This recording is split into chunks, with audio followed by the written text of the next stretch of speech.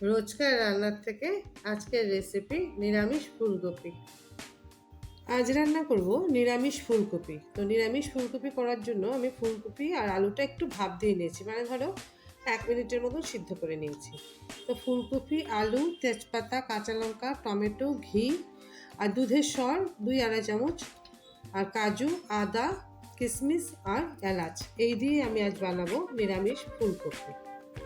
কড়াইটা গরম হয়ে গেছে, এখন আমি ফুলকপিটা ভাজার জন্য ধরো 2-3 চামচ তেল দিয়ে দিলাম। দিয়ে তাতে ফুলকপিটা আমি একটু ভেজে নিব, একটু হলুদ লবণ দিয়ে একটু ভাজা করে নিই।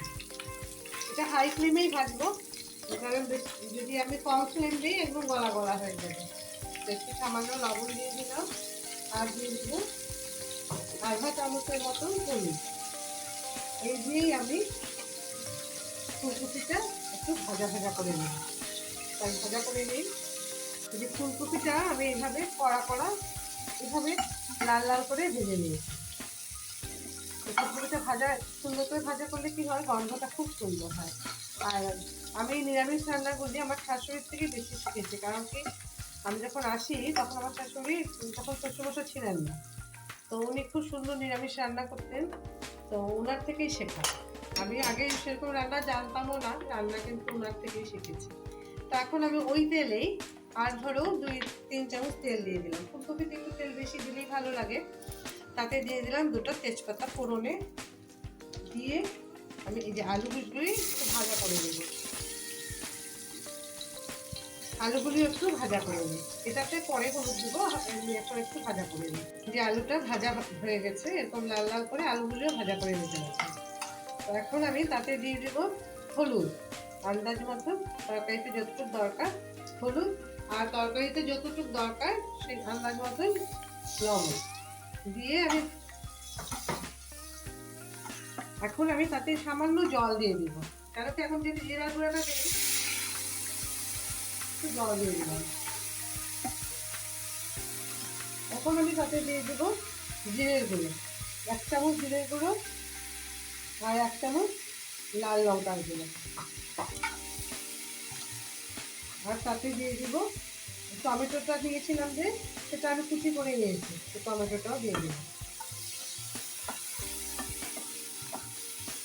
যেহেতু গুঁড়া তো ফটাফট হয়ে যায় মশলাটা সাতলানো। তো এখন আমি তাতে দিয়ে দিব যে দুধের সর নিয়েছিলাম, তো আমি এখানে দুধের সর, আদা আর কাজুটা পেস্ট করে নিয়েছি। এটা দিয়ে আমি এখন ভালো করে একটু কষিয়ে নিই।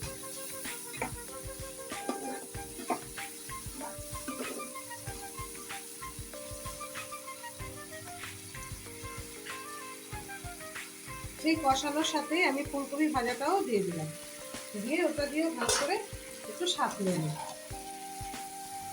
তরকারিটা সাঁতলানো হয়ে গেছে, দেখো তেল ছেড়ে দিয়েছে সবজির থেকে, মশলাটা তেল ছেড়ে দিয়েছে। এখন আমি তাতে দিয়ে দিব জল। এই যে আমি ভেজেছিলাম সর কাজু, এই বাটিতে এরকম ছোটো বাটির 1 বাটি দিলাম, আর একটু লেবু লাগবে, এরকম ছোটো বাটি 2 বাটি দিলেই হবে। কেন কি ফুলকপিটা আর আলুটা একটু সেদ্ধ করা ছিল। তো এটা আমি হাই ফ্লেমে ঢাকা দিয়ে রেখে দেব 3-4 মিনিট। এখন আমি ঢাকাটা খুলে একবার দেখি,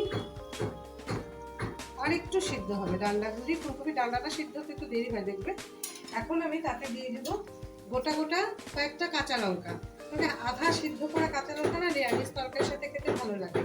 আর দিয়ে দেবো যে কিশমিশ নিয়েছিলাম, কয়েকটা কিশমিশ দিয়ে এটাকে আমি এখন আর ঢাকা দিব না, এইভাবে হাই ফ্লেমে জাল হতে দিই। এই যে আমাদের তরকারিটা মোটামুটি হয়ে গেছে।